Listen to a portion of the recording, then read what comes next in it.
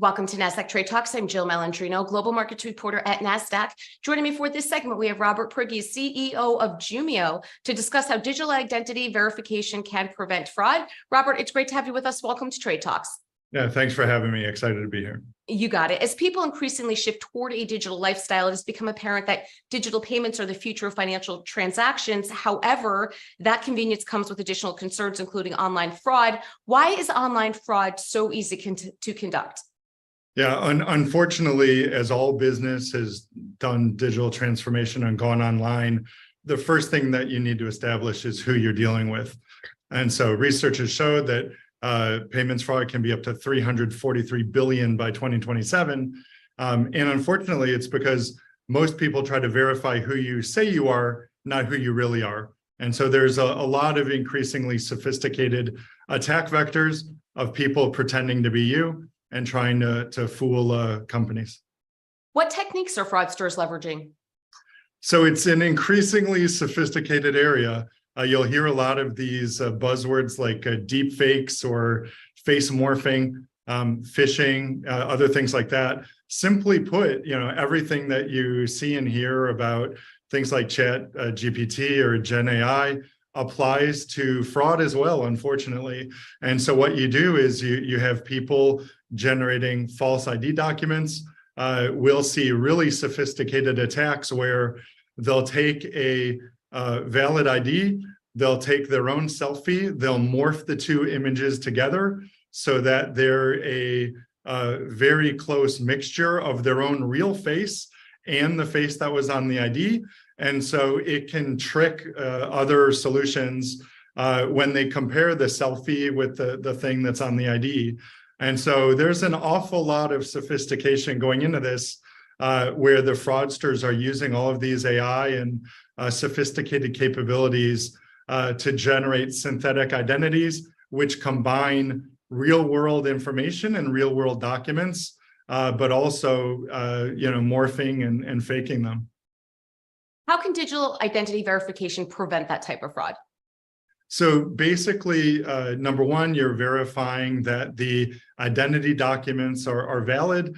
You're matching the selfie that's taken to the identity document, and you're checking things like what we call liveness, which is to make sure that you're a live human being reacting in real time and that you're not a deep fake or that you're not a recorded video.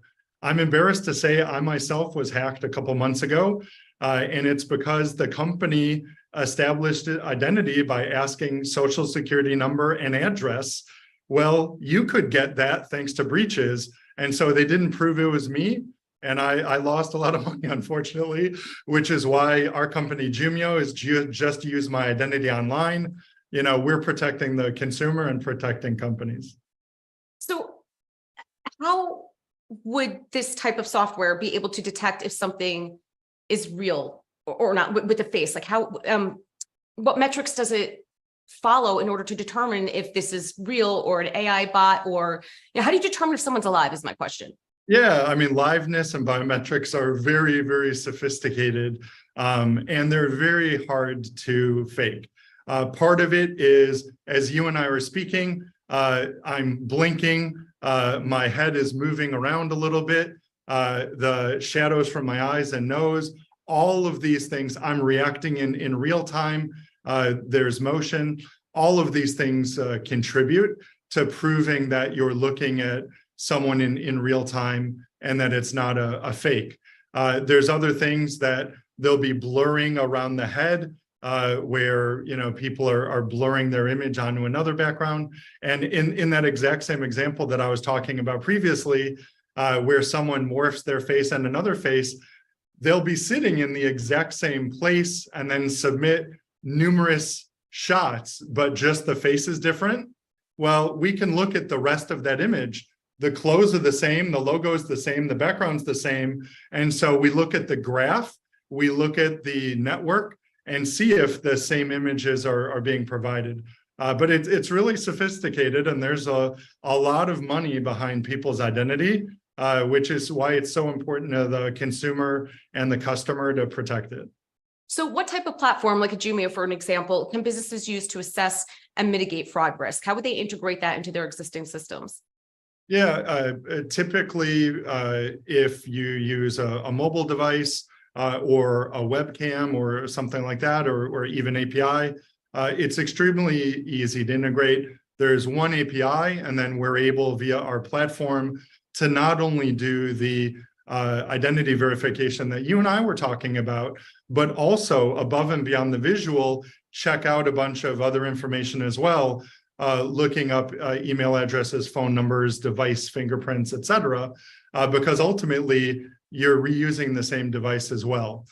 So ultimately, identity is not a thing. It's actually a combination of many different signals that are getting increasingly sophisticated and harder to catch the differences between fakes and reality, which is why we're in business.